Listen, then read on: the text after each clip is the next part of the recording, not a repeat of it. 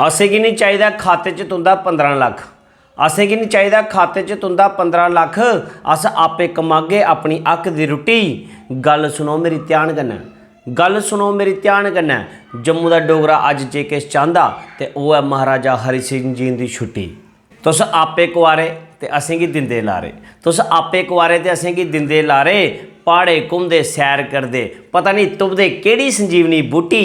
गल सुनो मेरी ध्यान कन्नै, गल सुनो मेरी एक ध्यान कन्नै। जम्मू दा डोगरा अज जे किश चाहंदा ते ओह् है महाराजा हरि सिंह जी दी छुट्टी। अपना हक जे मंगना पवै, अपना हक जे मंगना पवै ते केह् करनी ऐसी आज़ादी। असें गी साढ़ा हक देओ, असें गी साढ़ा हक देओ। की करा दे हो तुस जम्मू दी बर्बादी।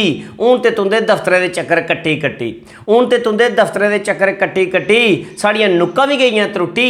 गल सुनो मेरी एक ध्यान कन्नै, गल सुनो मेरी एक ध्यान कन्नै। जम्मू दा डोगरा अज जे किश चाहंदा ते ओह् है महाराजा हरि सिंह जी दी छुट्टी।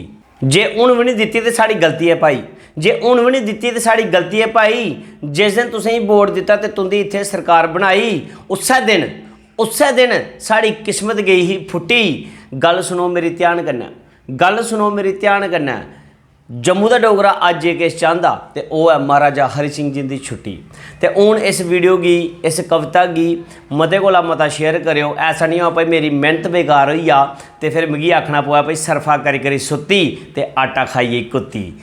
ते सारे डोगरे जने कट्ठे होई जाओ, एकजुट होई जाओ, एक परिवार बनी जाओ।